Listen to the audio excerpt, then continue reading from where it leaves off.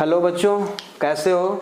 मुझे लगता है आप लोगों ने जो लास्ट क्लास हमारी हुई थी बायोलॉजिकल क्लासिफिकेशन की, उसका वीडियो कंप्लीट कर लिया होगा आप लोगों ने। और डीपीपी आज मैं एक बायोलॉजिकल क्लासिफिकेशन की दे रहा हूँ, उसमें 25 क्वेश्चन है करके सब लोग तो नहीं भेज पा रहे हैं। मुझे लगता है कि कुछ बच्चे अभी भी कर नहीं पा रहे हैं या हो नहीं पा रहा है उनसे, या वो जानबूझ के नहीं भेज पा रहे हैं। तो बच्चों ऐसा मत करो, ठीक है ना। 25 क्वेश्चन मैं आज दे रहा हूँ। अभी 10 बजे तक मैं उसको सेंड कर दूंगा, 11 बजे तक सारे क्वेश्चन सॉल्व करने हैं। और जिसको समझ में जहां भी ना आए, मैं बार बार बोल रहा हूँ, सुबह 6 बजे से 7 बजे से लेके आप रात के 11-12 बजे 1 बजे तक आप कॉल कर सकते हो। सीधे कॉल करो हमसे और डाउट ले लो। वीडियो लेक्चर देख रहे हो आप, बीच में जहां भी डाउट हो आपको, थोड़ा भी वीडियो को रोक के तुरंत हमको कॉल करके पूछ लो। बाद के लिए पेंडिंग मत छोड़ो बच्चों की, बाद में पूछ लेंगे, ऐसा नहीं है। ऐसा करोगे फिर बाद में समझ में आएगा नहीं, है ना। कंटिन्यूटी बनी रहेगी, जितने डाउट्स हैं सारे क्लियर होते रहेंगे तो आगे पढ़ने में मजा आएगा। आपको भी मजा आएगा पढ़ने में, हमको भी पढ़ाने में मजा आएगा, है ना। तो आप कॉल करके तुरंत पूछ लिया करो। अच्छा, दूसरी बात कि आपके जूलॉजी पोर्शन का +1 में जो फर्स्ट चैप्टर आता है वो है बेटा एनिमल किंगडम, है ना। लेकिन कुछ बच्चों का यहाँ पे डाइजेशन एंड एब्जॉर्प्शन, जो लास्ट यूनिट का फर्स्ट चैप्टर है, वो टेस्ट में रखा गया है, टेस्ट के सिलेबस में। इसलिए आज मैं वही चैप्टर शुरू करने जा रहा हूँ, ताकि आप सब लोगों का पेपर एक ही पेपर हो, है ना, कंबाइंड पेपर लिया जा सके। तो आज हम शुरू करने जा रहे हैं बेटा digestion and absorption. Digestion and absorption. Digestion and absorption जो चैप्टर है बेटा, इसको समझने के लिए दो चीज हम सबसे पहले बहुत अच्छी तरह से समझना चाहेंगे, बताना चाहेंगे बेटा। पहला तो ये है कि एक वर्ड है न्यूट्रिशन, जिसके बारे में हम लोगों ने बहुत पढ़ रखा है ना, न्यूट्रिशन। और एक है डाइजेशन। अब दोनों में डिफरेंस क्या है ये भी देखेंगे आज हम। पहले आप न्यूट्रिशन की डेफिनेशन लिखो जरा, मैं बोलता हूं, लिखो डेफिनेशन न्यूट्रिशन की। Nutrition is the process of intake. Nutrition is the process of intake of food, intake of food in bracket nutrients, है ना।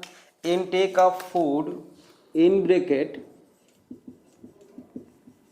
nutrients, in bracket nutrients bracket close, to provide energy, to provide energy for proper growth and development, proper growth and development of an organisms, of an organisms। तो बेटा nutrition क्या है? किसी भी organism के proper growth और development के लिए जो भी इनपुट हम बाहर से देते हैं या वो खुद लेता है, इनटेक करता है, उसको हम न्यूट्रिशन बोलते हैं। ठीक बात है, इसमें कोई बहुत ज़्यादा दिमाग लगाने की जरूरत नहीं है, न्यूट्रिशन हमको समझ में आ गया। अच्छा, दूसरी चीज कि ये जो न्यूट्रिशन है और उसमें जो न्यूट्रिएंट्स हैं, मतलब ये क्या है, न्यूट्रिएंट्स फूड है, ये कितने तरह के होते हैं, है ना। ब्रॉड कैटेगरी तो इनकी दो है बेटा, न्यूट्रिएंट्स की दो कैटेगरी होती है। एक होता है बेटा मैक्रो न्यूट्रिएंट्स, मैक्रो न्यूट्रिएंट्स, और दूसरा होता है बेटा माइक्रो न्यूट्रिएंट्स। मैक्रो मीन्स होता है बेटा लार्ज, मैक्रो मीन्स क्या होता है, लार्ज, और माइक्रो मीन्स होता है बेटा स्मॉल। ठीक है, ठीक है, लार्ज। अब यहां पे हम मैक्रो और माइक्रो बायोमोलिक्यूल्स और भी ज्यादा इसको डिटेल हमारे पास एक चैप्टर है बायोमोलिक्यूल्स, वहां पे हम देखेंगे। ठीक है, इस चैप्टर में थोड़ा सा इसके बारे में हम पढ़ेंगे, थोड़ा सा एक लाइन। जैसे यहाँ पे मैक्रो न्यूट्रिएंट्स हम उसको बोलेंगे जो एनर्जी प्रोवाइड करता हो, है ना, मतलब those nutrients which provide energy. ठीक बात है, बहुत आसान है। जो एनर्जी प्रोवाइड करेगा बेटा उसको क्या बोलेंगे हम, मैक्रो न्यूट्रिएंट्स। और micro those nutrients which do not provide energy, इसमें लिखिए which do not provide energy but they are essential for metabolism. ठीक है, अब मैक्रोन्यूट्रिएंट्स में बेटा 3 आएंगे, इसमें 3 आएंगे, एकदम याद रखना है। पहला है कार्बोहाइड्रेट्स, दूसरा है बेटा प्रोटीन्स, और तीसरा है फैट, है ना, फैट जिसको हम लिपिड्स भी बोल सकते हैं, है ना, फैट या लिपिड्स। ठीक है, ओके। माइक्रोन्यूट्रिएंट्स में भी 3 आएंगे, विटामिन, ठीक है, मिनरल्स और वाटर। ठीक है, ये 3 और 3 हो गया 6, याद रखना है 6 याद रखना है आपको। एक और है बेटा जो जिसको हम इसमें तो नहीं, हम उसको कंसीडर करेंगे रफेज मीन्स क्या होता है बेटा, जो ग्रेन्स का छिलका होता है ना, रफेज, वो भी जरूरी होता है बेटा, बट उसका कोई न तो एनर्जी प्रोवाइड करता है, ना ही वो मेटाबॉलिज्म के लिए एसेंशियल है, बट वो इंटेस्टाइन की क्लीनिंग के लिए बहुत ही जरूरी है, रफेज, है ना, रफेज। तो उसको भी आप चाहो तो याद रख सकते हो, बट इस कैटेगरी में, हम दोनों की कैटेगरी में उसको नहीं रखेंगे, उसको अलग से लिखते हैं। ठीक बात है। अच्छा, अब तो ये तो हो गया। दूसरी चीज ये है बेटा कि हमने अभी पहले ही बोला था कि न्यूट्रिशन और डाइजेशन में डिफरेंस क्या है। पहले इस चीज को हम समझते हैं, क्योंकि इस चैप्टर में एक्चुअली हमें डाइजेशन के बारे में डिटेल पढ़ना है। तो देखो, मान लो बेटा ये कोई ऑर्गेनिज्म कोई, क्या हम ह्यूमन बना देते हैं ना, ह्यूमन बीइंग। मान लो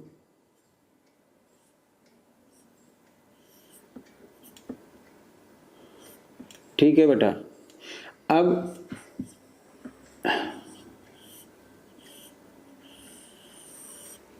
ये केवल डायग्रामेटिक है बेटा, थोड़ा सा आपको समझाने के लिए, है ना। अभी हम इसको डिटेल नहीं बना रहे हैं, बस थोड़ा सा आपको समझ में आ जाए इसके लिए, है ना।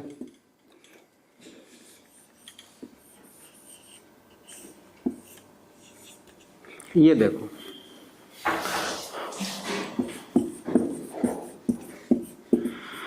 देखो, यहां से हम क्या लेते हैं बेटा, फूड।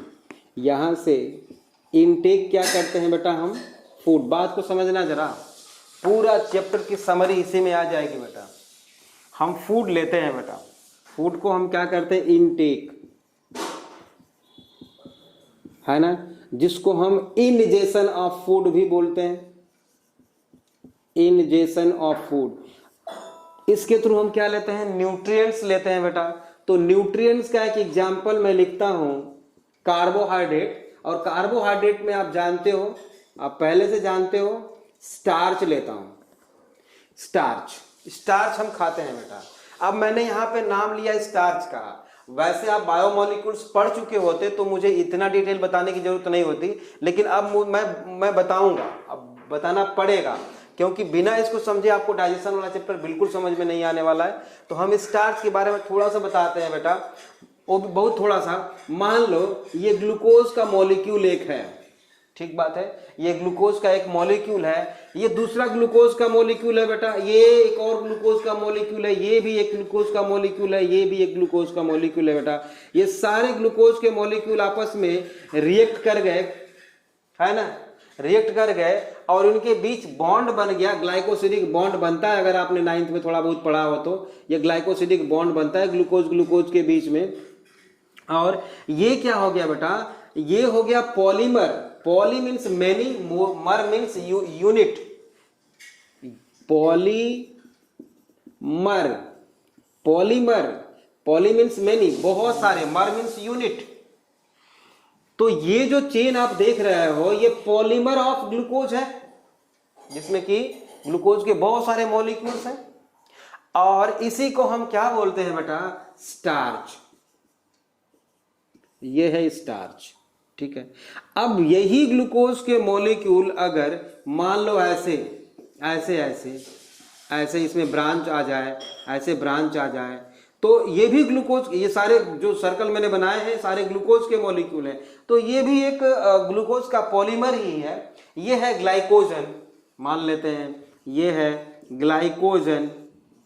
तो देखो ग्लाइकोजन और स्टार्च में डिफरेंस क्या हुआ, स्टार्च कोई सीधी चेन नहीं होती, इसमें भी चेन, ब्रांच चेन होते हैं, बट वो अभी हमें नहीं पढ़ना है। हमें यहाँ पे बस इतना समझना है बेटा कि both starch and glycogen are polymer of, actually homopolymer, homo means same, same मतलब केवल ग्लूकोज से। Actually starch and glycogen are homopolymer of glucose, polymer of glucose. ये दोनों बेटा ग्लूकोज के पॉलीमर होते हैं, बट दोनों का स्ट्रक्चर जो है डिफरेंट है, ठीक बात है। अगर चाहो आप तो इस ग्लूकोज के मॉलिक्यूल को यहां से निकाल दो और इस ग्लाइकोजन बना सकते हो, बना सकते हो मतलब सेल बना लेती है, ठीक है। अच्छा, इसमें से अगर निकाल दे एक अलग अलग सिंगल ग्लूकोज का मॉलिक्यूल है तो ये मोनोमर है। तो सिंपल सी चीज है बेटा, बिल्कुल ही आसान है ये, कि आपको मोनोमर और पॉलीमर मैं बता रहा हूं कि अगर सिंगल यूनिट है तो मोनोमर, मोनो मीन्स वन, मर मीन्स यूनिट, एक सिंगल यूनिट है बेटा, और इसका चेन बन जाए तो वो हो जाएगा पॉलीमर, ठीक बात है। तो हमने क्या लिया बेटा, स्टार्च लिया। स्टार्च क्या हो गया बेटा, मैं आपको समझाने के लिए यहाँ पे बना रहा हूं कि स्टार्च एक बड़ा मॉलिक्यूल है, इतना बड़ा मॉलिक्यूल है, देख लो इतना बड़ा मॉलिक्यूल है। अब इसको पहुंचाना कहाँ है बेटा, समझना, थोड़ा बात को समझना कि ये ऐसा है ह्यूमन बॉडी। हम जो कुछ भी खाते हैं बेटा, जो कुछ भी खाते हैं, न्यूट्रिएंट लेते हैं, वो हमारे बॉडी के हर सेल तक पहुंचाया जाना है। मतलब उसका एम क्या है, जो भी न्यूट्रिएंट्स हम बाहर से इनटेक करते हैं बेटा, वो बॉडी के एक एक सेल तक पहुंचाना है, ठीक बात है। अब देखो पहुंचाता कौन है, ब्लड पहुंचाता है। स्टार्च ये बड़ा मॉलिक्यूल है, यहां से हमने एक बड़ा मॉलिक्यूल स्टार्च का इनटेक किया, खा लिया हमने, ठीक है। अब क्या है कि इसको ब्लड में अगर हम इस स्टार्च को मिला दे बेटा तो बॉडी के हर सेल तक पहुंचाया जा सकता है, ठीक है। लेकिन ये ब्लड में मिलेगा कैसे बेटा, क्योंकि ये स्टार्च तो बड़ा मॉलिक्यूल है, बड़ा मॉलिक्यूल है। फिर इसको क्या क्या करना है बेटा, इसको जैसे कि स्टार्च ये बड़ा मॉलिक्यूल है, इसको ये जो बॉन्ड है ग्लूकोज ग्लूकोज के बीच में, इसको तोड़ना है बेटा। इसको क्या करना है, तोड़ना है। मतलब इस प्रोसेस को हम हाइड्रोलाइसिस बोलते हैं बेटा, हाइड्रोलाइसिस बोलते हैं इसको हम। मतलब स्टार्च को तोड़ के बेटा, मतलब डाइजेस्ट करके छोटे छोटे मोनोमर्स ग्लूकोज में कन्वर्ट करना है। इसी को हम बोलते हैं बेटा क्या, डाइजेशन। क्या बोलते हैं, डाइजेशन। मतलब complex food molecule converted into its simpler form is called digestion, digestion. और हाइड्रोलाइसिस, हाइड्रोलाइसिस भी बोलते हैं।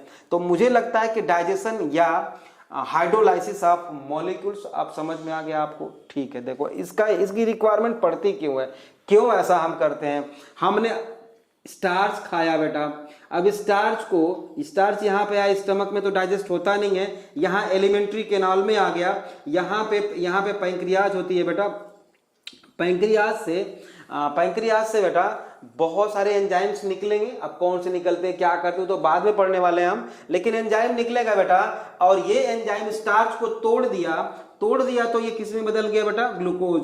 आप जानते हो कि स्टार्च से छोटा ग्लूकोज है, क्यों, ग्लूकोज का पॉलीमर स्टार्च होता है, ठीक है, स्टार्च टूटा तो किसमें टूट गया, ग्लूकोज में टूट गया।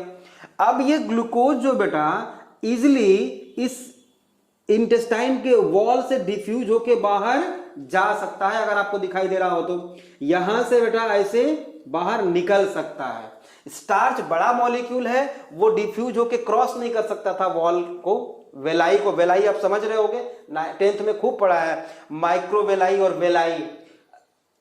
सरफेस एरिया को इंक्रीज करने के लिए क्या होती है, वेलाई होती है, और पूरे एलिमेंट्री कैनाल में पेरिस्टाल्सिस मूवमेंट चलती रहती है, फूड को आगे बढ़ाने के लिए पेरिस्टाल्सिस मूवमेंट, वो भी समझ रहे होगे आप लोग। यहाँ पे अपेंडिक्स होता है, ये भी जानते हो आप लोग, इसका कोई काम नहीं होता है, वर्मी फॉर्म अपेंडिक्स है ना, पहले सेल्यूलोज का डाइजेशन करता था, अब नहीं करता है ना। तो ये क्या है, वेस्टिजियल ऑर्गन है ह्यूमन में। चलो ये तो हम बाद में देखेंगे, ठीक है। अब ये ग्लूकोज बेटा यहाँ पे एलिमेंट्री कैनाल में आके बदल गया है।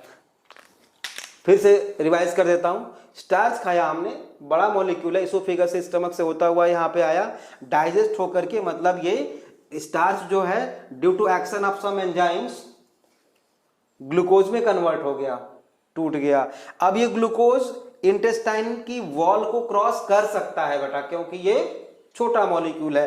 कहां पे जाएगा क्रॉस करके बेटा, ये कहां पे जाएगा, ये जाएगा बेटा ब्लड में, ये जाएगा बेटा ब्लड में, बिल्कुल सही बात है। ग्लूकोज यहाँ पे आसानी से आ गया। अब इस ग्लूकोज की सप्लाई पूरे बॉडी में की जा सकती है, क्योंकि ब्लड पूरे बॉडी में रन कर रहा है बेटा। बात समझ में आ गई, मतलब न्यूट्रिएंट्स जो है बेटा, न्यूट्रिएंट्स कौन से न्यूट्रिएंट्स, सिंपलर फॉर्म, छोटे छोटे nutrients moves from alimentary canal with help of blood to liver. सबसे पहले लीवर में जाता है बेटा ये सारे न्यूट्रिएंट्स, ठीक है, ये सारे न्यूट्रिएंट्स लीवर में जाते हैं।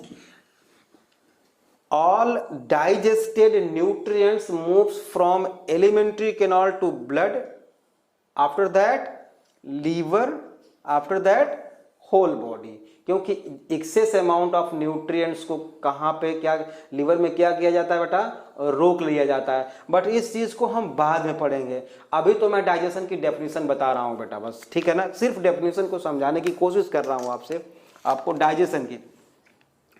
डाइजेशन और न्यूट्रिशन में एक डिफरेंस यहीं पे देख लो बेटा।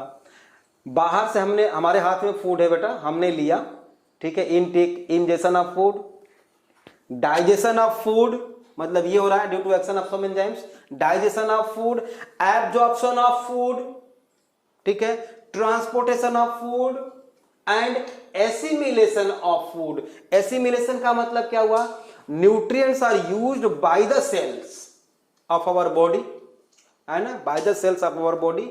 एसिमिलेशन मतलब उस न्यूट्रिएंट का क्या करना है, उसको सेल को डिवाइड कराना है, या कोई एंजाइम बनाना है, या एनर्जी प्रोड्यूस करना है, क्या करना है, मतलब वो होगा assimilation, use by the cells, that is assimilation and egestion. ये सबको मिला के क्या बोलेंगे बेटा, न्यूट्रिशन। मतलब न्यूट्रिशन में क्या क्या आ जाएगा, ingestion of food, digestion of food, absorption of food, assimilation of food and egestion. Egestion किसको बोलते हैं बेटा, undigested food material release from outside the body through anus is called egestion. उसको बाद में देखने वाले हैं हम। मतलब डाइजेशन का मतलब आपको समझ में आ गया, डाइजेशन का मतलब समझ में आपको आ गया, है ना। एक चीज और मैं बता दूं कि ये जो हमने स्टार्च लिया था बेटा, ग्लूकोज में कन्वर्ट हो गया था। अब ये ग्लूकोज ब्लड के साथ लीवर में आ गया। लीवर क्या करेगा, इस ग्लाइकोजन को, सॉरी ग्लूकोज को, इस ग्लूकोज को बेटा वो ग्लाइकोजन में कन्वर्ट करके अपने पास रखेगा, अपने पास रखेगा। मतलब ह्यूमन का जो स्टोरेज फूड होता है बेटा, वो होता है ग्लाइकोजन, कार्बोहाइड्रेट में ग्लाइकोजन, और प्लांट में स्टार्च। और वही स्टार्च एनिमल में आके किस में कन्वर्ट हुआ है, ग्लाइकोजन में। ये बात आपको याद रखनी है। तो आपको न्यूट्रिशन समझ में आ गया, मुझे लगता है डाइजेशन समझ में आ गया, मैक्रो न्यूट्रिएंट समझ में आ गया, माइक्रो न्यूट्रिएंट समझ में आ गया, है ना। अब टाइप ऑफ न्यूट्रिशन पढ़ लेते हैं थोड़ा सा। वैसे हमको पता है, पहले से आपको भी पता है कि न्यूट्रिशन की टाइप कितनी होती है, ऑटोट्रॉफिक, हेटेरोट्रॉफिक। तो उसको फिर से थोड़ा रिकॉल कर लेते हैं ना, एनिमल्स के रिस्पेक्ट में। टाइप ऑफ न्यूट्रिशन है ना, type of animals on the basis of mode of nutrition है ना, टाइप ऑफ ऑर्गेनिजम्स ऐसे बोल सकते हैं, type of organisms on the basis of mode of nutrition, mode of nutrition. तो बेटा ऑर्गेनिजम्स कितने तरह के होते हैं on the basis of mode of nutrition, आप जानते हो, ऑटोट्रॉफिक और heterotrophic. Heterotrophic, heterotrophic depends on autotrophs, ठीक बात है। हेटेरोट्रॉफिक, ऑटो मीन्स सेल्फ, ये तो जानते ही हो। हेटेरो में बेटा होलोजोइक, सैप्रोफाइटिक, पैरासाइटिक, ये सारे होते हैं है ना। Holozoic, holozoic mode of nutrition, saprotrophic है ना, those organisms which depend on dead and decaying matter, and parasitic, parasitic मतलब ये relationship between two organisms, parasitic mode of nutrition, relationship between two organisms in which one organism benefited, एक को तो benefit होगा है और दूसरे को क्या होगा, नुकसान होगा, डिजीज कॉज करेगा वो ऑर्गेनिज्म, इसीलिए उसको पैथोजन भी बोलते हैं, जैसे कि प्लाज्मोडियम है। मॉस्किटो नहीं है बेटा, मॉस्किटो मत दिमाग में रखना कि मॉस्किटो पैरासाइट है ना, मॉस्किटो तो मॉस्किटो क्या है, वो एक्चुअली फीमेल मॉस्किटो है ना, फीमेल मॉस्किटो जो होती है बेटा वो एग लेइंग के लिए ह्यूमन का ब्लड चाहिए होता है उसको, जैसे ही उसको ले करना होता है ना एग को, उसके जस्ट थोड़ा सा पहले उसको ह्यूमन ब्लड चाहिए होता है या किसी भी मैमल का ब्लड चाहिए होता है, मैमल का ब्लड चाहिए होता है, क्योंकि ब्लड में कुछ ऐसे प्रोटीन्स होते हैं जो उसके एग लेइंग में हेल्प करते हैं, ठीक बात है ना, उसके एग लेइंग में हेल्प करते हैं। अब होता क्या है बेटा कि वो जैसे कि फीमेल एनाफिलीज मॉस्किटो है, वो क्या करती है बेटा कि जैसे ही ब्लड सक करती है तो अगर किसी को मलेरियल पैरासाइट उसके ब्लड में है तो उसमें इंटर कर जाता है, तो मलेरियल पैरासाइट होता है प्लाज्मोडियम, ठीक बात है, प्लाज्मोडियम, तो प्लाज्मोडियम को उसने ट्रांसफर किया from one host to another host, ठीक बात है, तो वो पैरासाइट नहीं हुआ बल्कि मॉस्किटो तो क्या हो गया, कैरियर हो गया, डिजीज कैरियर हो गया बेटा। पैरासाइट जैसे लीच है बेटा, लीच, लीच भी क्या है, ब्लड सकिंग ऑर्गेनिज्म है, वो भी ब्लड सक करती। चलो इसके बारे में तो +2 में खूब डिटेल पढ़ना है, ह्यूमन हेल्थ एंड डिजीज में हम लोग ध्यान देंगे। इकोलॉजी में, बॉटनी में बेटा इकोलॉजी में पैरासाइटिक है ना, कमेंसालिज्म, एमेंसालिज्म, सिम्बायोटिक रिलेशनशिप, उसके बारे में बहुत डिटेल पढ़ना है, यहाँ तो थोड़ा सा बस मैं बताना चाहता हूँ आपको, ठीक है ना। तो होलोजोइक मोड ऑफ न्यूट्रिशन में क्या, in organism intake solid food material, solid food material in which, इसमें स्टेप है बेटा, कई सारे स्टेप हैं, जैसे कि अभी मैंने बोला आपको,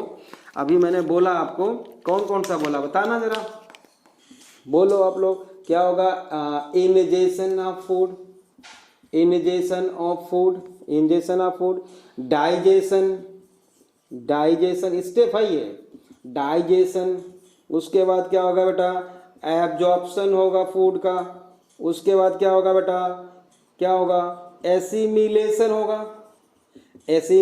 होगा, उसके बाद क्या होगा बेटा, ईजेशन ऑफ फूड है ना। ये होलोजोइक मोड ऑफ न्यूट्रिशन है और इसमें solid food organism individual intake solid food material, इसका एग्जांपल हो जाएगा बेटा अमीबा, ह्यूमन है ना, बहुत सारे हैं। सैप्रोट्रॉफिक में आप जानते हो कौन कौन से लोग हैं, फंगस इसमें आएगा। पैरासाइटिक में बहुत सारे, लीच लिख सकते हो आप लोग है ना, लीच लिख सकते हो, बहुत सारे हैं, ठीक है। और भी है, जैसे मान लो हम ये बोल सकते हैं कि इस होलोजोइक मोड ऑफ न्यूट्रिशन में जैसे those organisms which feeds on directly plant part, उसको हम क्या बोलते हैं, हर्बीवोर बोलते हैं, जैसे कि काऊ मतलब कैटल जितने भी हैं, कार्निवोर मतलब जो किस पे डिपेंड हो, हर्बीवोर पे, ठीक है। उसके बाद ओमनीवोर जो वेजिटेरियन नॉन वेजिटेरियन, इस तरह से आप जानते हो, इसके बारे में भी बहुत बाद में और डिटेल इसके पढ़ेंगे हम लोग, इकोलॉजी में पढ़ेंगे, +2 के इकोलॉजी में और डिटेल इसको पढ़ेंगे। अभी तो बस आप लोग जितना जानते हो उतने से काम चल जाएगा इसका यहाँ पे। तो हार्वी और कार्नी और ओमनी और जानते हो, होलोजोइक मोड ऑफ न्यूट्रिशन समझ में आ गया, सेप्रोट्रॉफिक समझ में आ गया, पैरासाइटिक समझ में आ गया, हेट्रोट्रॉफिक और ऑटोट्रॉफिक समझ में आ गया आपको। इसके अलावा बेटा और भी जैसे कुछ मोड ऑफ न्यूट्रिशन होते हैं जो टर्म्स यूज होते हैं, बार बार यूज होते रहेंगे, जैसे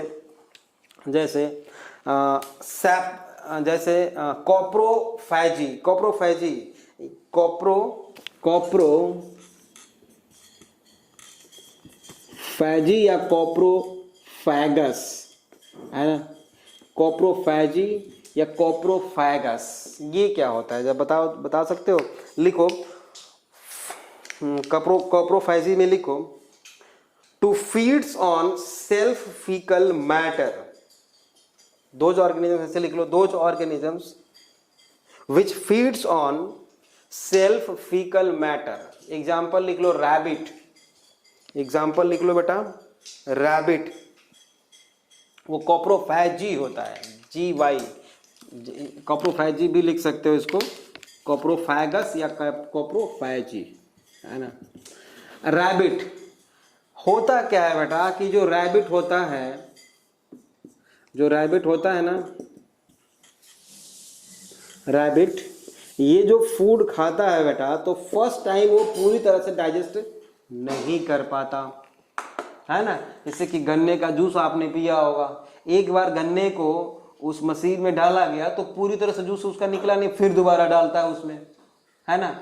उसी तरह से बेटा यहाँ भी है, रैबिट क्या करता है बेटा कि जब फर्स्ट टाइम फूड को इनटेक करता है तो उस फूड को पूरी तरह डाइजेस्ट नहीं कर पाता और रिलीज कर देता है ऐसे।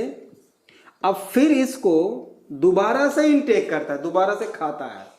तो इस तरह के ऑर्गेनिजम्स को जो खुद के फीकल मैटर को फिर से इनटेक करे बेटा, उसको हम बोलते हैं कोप्रोफैजी या कोप्रोफैगस ऑर्गेनिजम्स। ये बात समझ में आ गई।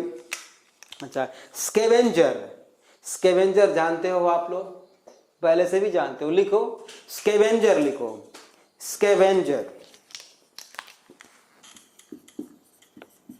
स्केवेंजर, साफ सफाई करने वाले ऑर्गेनिजम्स। इसमें लिखिए स्केवेंजर में, organisms which feeds on body of other organisms, body of other organisms, example vulture, ठीक है।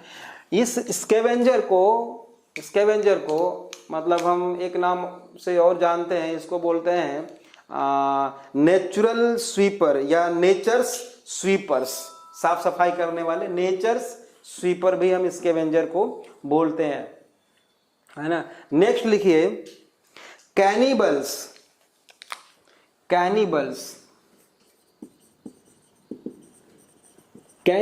किसको बोलते हैं? Those organisms which feeds on his fellows, अपने ही साथियों को खा जाते हैं, अपने ही साथियों को खा जाते हैं। लिखिए those organisms which feeds on his fellows.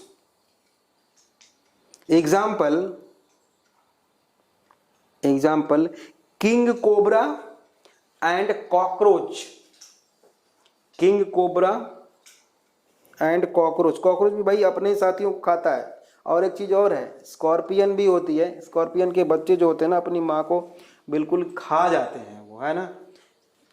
तो वो भी क्या है, कैनेबल्स हैं, जो अपने ही जाति के मतलब दूसरे मेंबर्स को खा जाएं। सिंपल सी बात है, उसको क्या बोलेंगे हम? कैनेबल्स बोलेंगे। उसको हम क्या बोलेंगे बेटा? कैनेबल्स बोलेंगे। अच्छा, डिट्राइटिओर्स किसको बोलेंगे बेटा? और डिट्राइटस क्या होता है, ये भी हमको +2 में पढ़ना है, लेकिन यहाँ पे थोड़ा थोड़ा तो बताना बहुत जरूरी है, क्योंकि क्वेश्चंस आ जाते हैं इससे भी। तो अगला टॉपिक है human digestive system. Human digestive system, है ना। अब हम स्टार्ट करने जा रहे हैं बेटा ह्यूमन डाइजेस्टिव सिस्टम। तो हम पहले स्ट्रक्चर पढ़ेंगे फिर फंक्शन पढ़ेंगे, कहीं कहीं पे दोनों एक साथ लेके चलेंगे, है ना। थोड़ा थोड़ा अपना डायग्राम हम लोग बनाएंगे, उसका स्ट्रक्चर देखेंगे और उसका फंक्शन भी साथ के साथ देखते चलेंगे।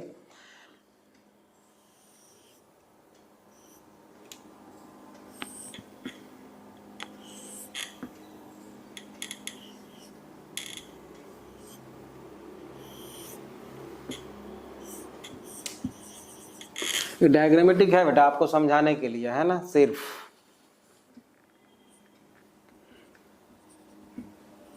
ठीक, ये है बेटा नॉस्ट्रिल।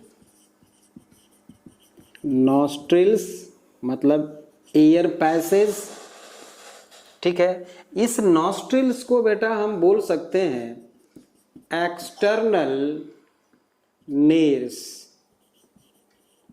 है ना, NARES, नरेश नहीं, नेर्स, एक्सटर्नल नेर्स।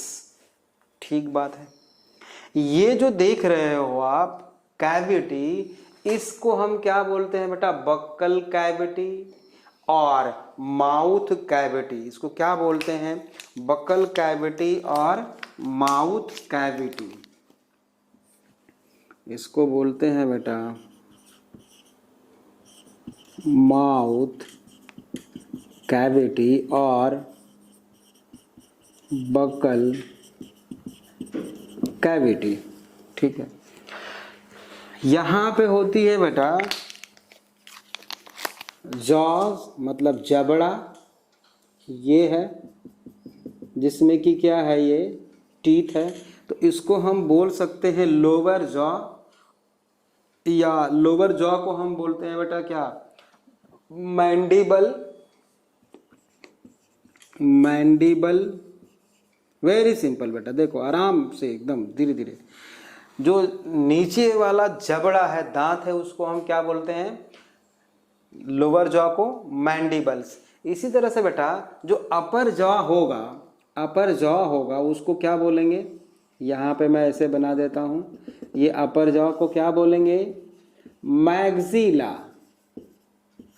मैग्जिला एंड मैंडिबल आपको समझ में आ गया। अच्छा, अब इसके बाद बेटा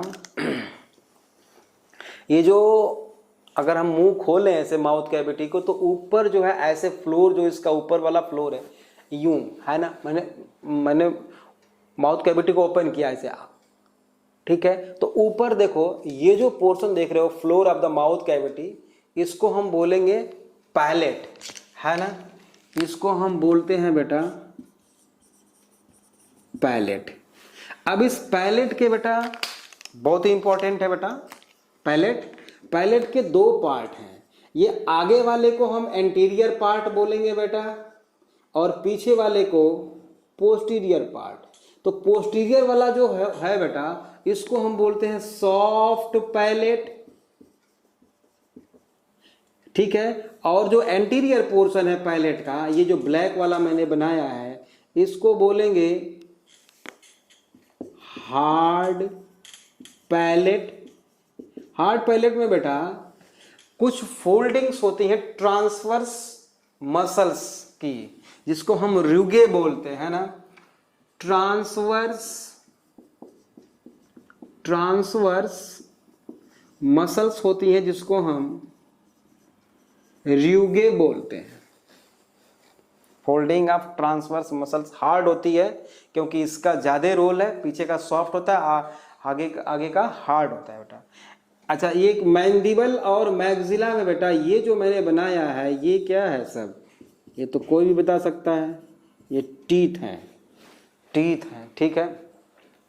ये है अपर लिप और ये है लोअर लिप, ठीक है। तो ये अपर लिप और ये लोअर लिप, अपर लिप या लोअर लिप और टीथ के बीच में जो स्पेस है उसको एक्सटर्नल वेस्टिब्यूल बोलेंगे, और टीथ एंड गम टंग के बीच में जो अंदर स्पेस है उसको हम बोलते हैं बेटा इंटरनल वेस्टिब्यूल। वेस्टिब्यूल है ना, अभी लिखवा देंगे हम आपको, ठीक बात है। अच्छा, इनके बीच में बेटा ये एक हाईली मस्कुलर ऑर्गन है यहाँ पे, जिसको आप जानते हो क्या बोलते हैं इसको, इसको बोलते हैं बेटा टंग। इसको क्या बोलते हैं? टंग बोलते हैं। टंग फ्लोर जो है, floor of the mouth cavity से इसे जुड़ा होता है ना। ये टंग माउथ कैविटी से जिससे जुड़ी होती है बेटा, उसको बोलते हैं हम लिंगुअल। लिंगुअल वर्ड हम यूज करते हैं बेटा टंग के लिए, lingual frenulum. Lingual frenulum. Frenulum मतलब tongue is associated attached with floor of the mouth cavity with the help of lingual frenulum. Frenulum, ठीक बात है। अच्छा, आप मैं ऐसे मुंह खोलता हूं अपना, देखो तो आपको ऐसे कुछ हैंगिंग ऑर्गन दिखाई देगा उसमें, है ना। उसको मैं यहाँ पे ऐसे बना देता हूं बेटा, ऐसे सब लोगों ने देखा होगा, है ना। विक्स की गोली लो, खींच खींच दूर करो, आपने सुना होगा, है ना। जर्म्स इसको पकड़ के लटकते रहते हैं ऐसे ऐसे, है ना। इस ऑर्गन को बोलते हैं बेटा हम, इस ऑर्गन को बोलते हैं अवला, UVULA। ये बात समझ में आ गई आपको? ठीक बात है। समझना इस चीज को जरा सा। अगर मैं ऐसे बना दूं कि ये जो है हेड है पूरा, और यहाँ पे है बेटा ईसोफेगस, जिसको कि हम फूड पाइप बोल रहे हैं। ये क्या है बेटा? Food pipe. फूड पाइप को हम बोलते हैं बेटा ईसोफेगस, है ना, ईसोफेगस। अब यहाँ माउथ कैविटी से फूड इधर से आएगा, देखना जरा, इधर से फूड आएगा बेटा, और यहाँ से फूड को आना है ऐसा, इधर आना है, ईसोफेगस तक जाना है। ये बात समझ में आ गई? अब यहाँ यहीं पे क्या है, यहाँ पर ऐसे एक ऑर्गन है जिसको हम क्या बोलते हैं बेटा? ट्रैकिया, मतलब विंड पाइप। ये फूड पाइप है और ट्रैकिया विंड पाइप है, मतलब हवा इसके थ्रू लंग्स तक पहुंचनी है। और हवा आनी किधर से है बेटा? हवा आएगी किधर से?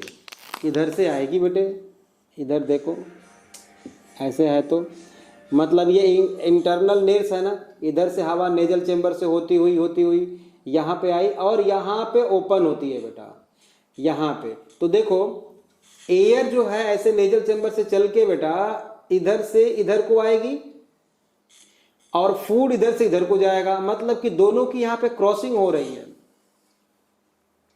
दोनों की क्रॉसिंग हो रही है। द प्लेस ऑफ, है ना, food and air in which crossed each other is called firings, है ना। इसको हम बोलेंगे बेटा फायरिंग्स। मतलब बेटा फायरिंग्स है क्या? Common passage of both food and air. ठीक बात है। अब एक चीज और समझ लो, मान लो फूड इधर से आया और इसको जाना है इधर फूड पाइप में, ठीक बात है। तो उसी टाइम पे अगर हवा अंदर आई तो ये हवा का प्रेशर जो इधर से आएगा नेजल चैम्बर की तरफ से, वो विंड पाइप में फूड को पुश कर सकता है बेटा, कर सकता है। तो इससे बचने के लिए नेचर ने देखो कितना बढ़िया मैकेनिज्म डेवलप किया, सिस्टम डेवलप किया कि जैसे ही बकल कैविटी से फूड को हम टंग के हेल्प से इसको इधर आगे बढ़ाएंगे, तो ये जो अवला है बेटा, ये क्या करेगी, ये आके इंटरनल नेल्स को बंद कर देगी, मतलब इस होल को बंद कर देगी। इस होल को बोलते हैं बेटा इंटरनल नेल्स। ये क्लोज हो जाएगा बेटा, बंद हो जाएगा। किसने बंद किया? अवला ने बंद किया। फूड तो हवा इधर से आएगी नहीं, तो फूड आसानी से यहां से यहां पे आ जाएगा। ठीक बात है। अच्छा, दूसरी चीज बेटा कि जैसे कि हम खाना खाते समय बोलते हैं ना, तो हम साउंड कब प्रोड्यूस कर सकते हैं? ओनली ड्यूरिंग एक्सपायरेशन या इंस्पायरेशन और बोथ? बता सकते हो? ओनली ड्यूरिंग एक्सपायरेशन, मतलब जब हम हवा बाहर निकालते हैं तभी बोल पाते हैं। हवा को अंदर भी ले और बोल पाए, नॉट पॉसिबल। नहीं विश्वास है तो करके देख लो, चेक कर लो आप। ऐसा कर ही नहीं सकता कोई। जब एक्सपायरेशन होगा तभी हम बोल सकते हैं बेटा। तो देखो हम खाना खा रहे हैं, मतलब कि फूड इधर से इधर को पास हो रहा है, ठीक बात है, उसी टाइम पे हम बोलने की कोशिश किए मान लो, तो ये जो है बेटा ये इधर से हवा को पुश करेगा इधर, भाई जाहिर सी बात है हवा तो बाहर निकलेगी, तो हवा बाहर निकलेगी बेटा, तो इधर से एयर निकली और इंटरनल नेस में जाने की कोशिश की, तो फूड को इधर लेके चला जाएगा, ठीक बात है, तो प्रॉब्लम आ जाएगी, ठीक है। फिर कफिंग हो सकती है, आपको स्नीजिंग हो सकती है ना, तो इसलिए खाना खाते समय बोलना नहीं चाहिए। दूसरी चीज की ये जो फूड पाइप है बेटा, फूड पाइप के का जो अपर पोर्शन है, ये जो कैप लाइक स्ट्रक्चर यहाँ पे है, इसको हम बोलते हैं बेटा गलेट, याद रखना गलेट। और कैप ऑफ ट्रैकिया और wind pipe is called epiglottis. देखो ये है एपिग्लॉटिस, इसका फंक्शन और हम लोग पढ़ेंगे रेस्पिरेटरी सिस्टम में, है ना, ब्रीदिंग वाले चैप्टर में। जो ट्रैकिया का कैप है उसको हम बोलेंगे बेटा एपिग्लॉटिस, और विंड पाइप का जो कैप लाइक स्ट्रक्चर मान सकते हो या जो अपर पोर्शन है उसको बोलते हैं हम बेटा गलेट, ठीक बात है। और ये पूरा पोर्शन फेरिंग्स है, common passage for food and air, but pharynx का वो पोर्शन जो इंटरनल नेल्स के पास है इसको बोलेंगे नेजोफेरिंग्स, NaSO, यहां पे जगह थोड़ी कम है इसलिए मैं यहां पे लिख रहा हूं नेजोफेरिंग्स, ठीक बात है। फेरिंग्स का वो पार्ट जो ट्रैकिया के पास वाला है, मतलब ये वाला पोर्शन जो देख रहे हो आप, इसको बोलेंगे बेटा हम लैरिंगोफेरिंग्स, लैरिंगोफेरिंग्स, और बीच वाले पार्ट को हम बोलते हैं ओरोफेरिंग्स, ओरोफेरिंग्स। और ये सारे को इकट्ठा मिला के हम क्या बोलेंगे बेटा फेरिंग्स, लैरिंगोफेरिंग्स, ओरोफेरिंग्स, नेजोफेरिंग्स, ठीक है। गलेट समझ में आ गया, एपिग्लॉटिस और ट्रैकिया समझ में आ गया, अवला का फंक्शन समझ में आ गया, टीथ समझ में आ गया आपको, लोअर जॉ, अपर जॉ, मैक्सिला और मैंडिबल, ये समझ में आ गया आपको। मतलब एक जनरल आइडिया इस माउथ कैविटी का आपको पता लग गया बेटा। अब है इसको कॉपी कर लेना, अच्छी तरह से कॉपी कर लेना बेटा, और हेडिंग दो आप बकल कैविटी, है ना, हेडिंग दो बेटा buccal cavity, buccal cavity heading दो और लिखो, पहला पॉइंट लिखिए, बकल कैविटी देके पहला पॉइंट लिखिए, द स्पेस बिटवीन लिप्स, ये lips, the space between lips and gums, मतलब मसूड़ा, the space between lips and gums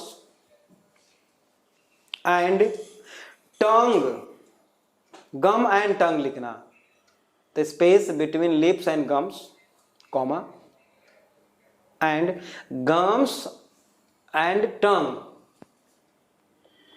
is known as external and internal, is known as external and internal vestibule, vestibule respectively, vestibule respectively, है ना। मतलब बाहर वाले को हम एक्सटर्नल वेस्टिब्यूल बोलेंगे, अंदर वाले को इंटरनल वेस्टिब्यूल बोलेंगे। नेक्स्ट पॉइंट लिखिए, roof of buccal cavity, palate ऊपर, है ना, roof ROOF, roof of buccal cavity is formed by palatine bone, is formed by palatine bone. Its anterior hard part is provided with, its anterior बाहर वाला hard part provided with transverse rugae, transverse rugae. Next point, near the pharynx near the pharynx the soft palate is provided with, soft palate ये is provided with a finger like projection, a finger like projections called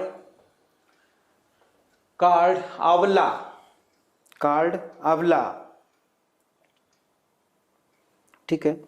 It close the internal nares during, it close the internal nares during deglutition, deglutition मतलब food को निगलना, during deglutition। Next point, a muscular tongue is associated at the muscular tongue associated at the floor with the help of lingual frenulum, lingual frenulum। अब बेटा one by one करके हम पूरे structure के बारे में पढ़ने वाले हैं। तो शुरू करते हैं हम टीथ से, है ना। टीथ से बेटा शुरू करते हैं। तो टीथ की प्रॉपर्टी पहले लिख लेते हैं, ह्यूमन टीथ की प्रॉपर्टी पहले लिख लेते हैं। बेटा ह्यूमन टीथ जो है बेटा, पहले तो थीकोडोंट होता है, उसके बाद दूसरी प्रॉपर्टी है हेटेरोडोंट होता है, तीसरी प्रॉपर्टी है ह्यूमन टीथ डायफायोडोंट होता है, और कुछ टीथ जो है बेटा वो बोनोडोंट या बनोडोंट होते हैं। अब थीकोडोंट क्या चीज होता है, थीकोडोंट क्या है, ह्यूमन टीथ, है ना। टीथ आर टाइटली, लिखो tightly embedded with jaw socket, teeth are tightly embedded with jaw socket। मतलब इसका थीकोडोंट का मतलब होता है बेटा कि जॉ सॉकेट में टीथ जो है टाइटली फिट है, टाइटली फिट है, उसको हम थीकोडोंट बोलते हैं, है ना। हेटेरोडोंट, हेटेरो मीन्स डिफरेंट, आप जानते हो, मतलब कई तरह के टीथ पाए जाते हैं बेटा, है ना, ह्यूमन में। जैसे हेटेरोडोंट में incisor, canine, premolar and molar, अभी और पढ़ेंगे इसके बारे में detail. Incisor, canine, premolar and चार तरह के टीथ पाए जाते हैं ह्यूमन में, है ना। डायफायोडोंट मतलब कुछ टीथ एरप्शन ट्वाइस, इसका मतलब होता है कि जो दांत होते हैं बेटा वो ह्यूमन के पूरे लाइफ टाइम में कुछ दांत एक बार निकलते हैं, वो टूट जाते हैं सारे के सारे, जिसको हम मिल्क टीथ भी बोलते हैं। उसी के जगह पे फिर से दूसरा टीथ एराइज होता है, इसको हम बोलते हैं डायफायोडोंट। मतलब इरप्शन ट्वाइस लिख सकते हो आप लोग, इरप्शन ट्वाइस मतलब कि दो बार दांतों का निकलना। बनोडोंट क्या है बेटा, कस्प जो होता है टीथ का, कस्प मतलब ये जो देख रहे हो, ये अगर दांत है ये कोई, तो इसका जो कस्प जो है राउंडेड है, राउंडेड कस्प को हम बोनोडोंट बोलते हैं। ये देखो बेटा, ये राउंड है क्या, टीथ का कस्प, राउंड कस्प, उसको हम बोलते हैं बोनोडोंट। तो कुछ ही टीथ ऐसे होते, सारे नहीं होते ऐसे, जिनका कि क्या होता है, टीथ का जो है कॉर्नर जो होता है वो बेटा वो, या कस्प बोल सकते हैं उसको, वो राउंडेड होता है। एक्चुअली प्री मोलर और मोलर ह्यूमन टीथ में देखा जाए तो वो होते हैं बनोडोंट, ठीक बात है। अच्छा, अब on the basis of attachment, on the basis of attachment teeth are may be acrodont, मतलब आप लिख सकते हो यहाँ पे on the basis of attachment, है ना। On the basis of attachment teeth are, पहला मैंने अभी क्या बोला आपको, एक्रोडोंट, एक्रोडोंट हो सकता है। जैसे एक्रोडोंट को हम बोलते हैं बेटा कि टीथ सुपरफिशियली, लिख लो इसमें एक्रोडोंट में लिखो, teeth superficially attached with gum, example लिख लो, reptiles, reptiles, amphibians and fishes. बना के देख लेते हैं बेटा, बना के देख लेते हैं। ये मान लीजिए ये गम है, ये गम है ना, जी लिख देता हूँ, और इसके ऊपर टीथ है बेटा कुछ इस तरह से, ऐसा ये टीथ है, तो सुपरफिशियली अटैच है, मतलब आराम से इसे हो सकता है, निकल सकता है, सुपरफिशियली अटैच है। दूसरा है बेटा एक्रोडोंट के, दूसरा है प्लूरोडोंट। प्लूरोडोंट, प्लूरोडोंट में लिखिए पहले, lateral teeth are attached with lateral side of gum, teeth are attached in lateral side of gum। लिख लिया। lateral side मतलब मान लो बेटा ये गम है, ये ऐसे गम है, ये जी लिख देता हूँ, और इसके lateral side में मतलब कि साइड में ऐसे टीथ अटैच है, ये टीथ है, तो ये होगा बेटा प्लूरोडोंट। ये क्या होगा? प्लूरोडोंट। एग्जाम्पल इसका है स्नेक। प्लूरोडोंट ज़्यादा नहीं पढ़ना है इसमें, है ना, जितना मैं बताऊं उतना ही। मैं पहली बार पहले ही बोल चुका हूं बेटा, नीट के पेपर में बेटा मेरे इस नोट्स के बाहर से तो नहीं आएगा, समझ रहे हो? बस यही पढ़ना, ज़्यादा से ज़्यादा आप एनसीईआरटी पढ़ सकते हो, थोड़ा सा उससे हम एडवांस लेके चलते हैं वहीं तक जहाँ तक पेपर में आपके आ सकता है। एक्रोडोंट का मतलब बस आपको जानना था, कहाँ पे होता है? सुपरफिशियली अटैच है गम से। प्लूरोडोंट का मतलब क्या हुआ बेटा? लेटरल साइड में, गम के लेटरल साइड में अटैच है। और तीसरी टाइप है इसका थीकोडोंट, जो अभी मैंने आपको बताया। थीकोडोंट का मतलब क्या है? Teeth are tightly embedded with jaw socket, जो ह्यूमन में होता है उसको अच्छी तरह से हम लोग पढ़ने वाले हैं। ह्यूमन, क्रोकोडाइल्स आप लिख सकते हो, क्रोकोडाइल रेप्टाइल है बट उसमें क्या होता है? थीकोडोंट होता है टीथ, ठीक है। अब हम लोग बेटा नेक्स्ट हेडिंग आप दे लो, उसके बाद हम कल पढ़ेंगे इसको। Type of teeth on the basis of occurrence, type of teeth on the basis of occurrence, ठीक है बेटा। Okay, thank you. इसके आगे हम लोग कल पढ़ेंगे।